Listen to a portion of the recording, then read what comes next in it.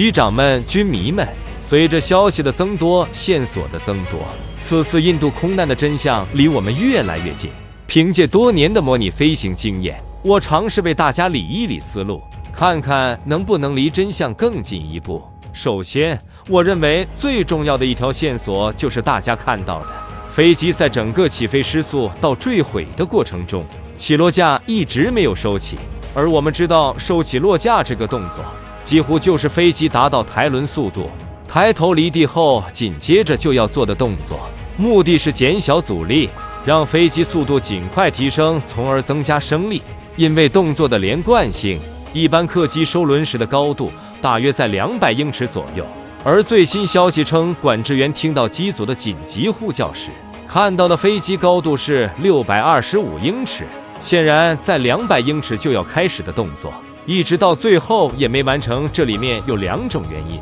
一是机械故障，2就是人为原因。紧接着，我们来看第2条线索。飞机机腹下的冲压空气涡轮 RAD 已经弹出，虽然视频分辨率不高，但是在机身的特定位置，也不可能有其他构件如此突出。而 RAD 的弹出可以是自动的，也可以是人为的。如果是自动的，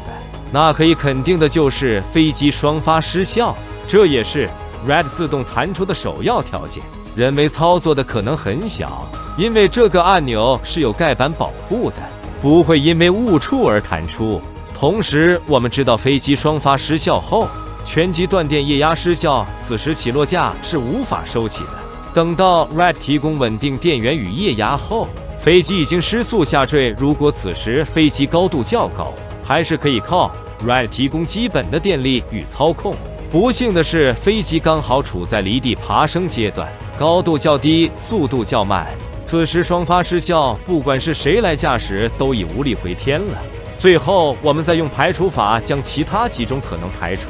其一，襟翼问题。视频中有人说，飞机的襟翼似乎没有放出，其实很可能是因为787飞机本身的设计原因导致的视觉错觉。当787使用1度襟翼起飞时，787只有前缘缝翼伸出，后缘襟翼是不动的，所以导致很多人看了视频后以为是襟翼没有伸出，其实仔细看是能看到前缘缝翼的。襟翼原因的另一种可能，飞行员过早收起襟翼。如果是飞行员过早收起襟翼，要知道本机长拥有上万小时飞行时间，副驾驶也有1000多小时787运行时间。比如他本应该去收起落架，结果收了襟翼，那我想他们会第一时间通过仪表发现错误，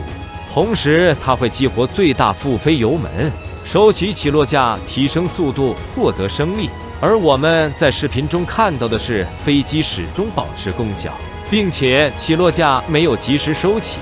然后我们再来排除一下配重原因。如果是因为配重错误，只要货舱里的货物没有全部向后方移动，导致飞机重心发生巨大改变，那么在起飞时，即使遇到配平出现问题，飞机在抬轮爬升时，飞行员是可以感受得到的。只要及时修改配平，增加发动机推力，是可以避免飞机失速的。而且此时起落架早已收起，这与我们看到的情况不符，所以也可以排除。结合唯一生还者提示听到巨响这个线索，我认为很有可能是某种撞击或者爆炸导致双发失效失速坠机。由于当天天气良好，所以只剩下飞行员故意人为原因，而这从无线电中没有得到印证，其他特征也不像故意人为，所以排除。综合这些分析，我认为最大的可能还是由于某种原因导致的双发失效，这就需要进一步调查空难现场，找到黑匣子等关键线索，再下定论了。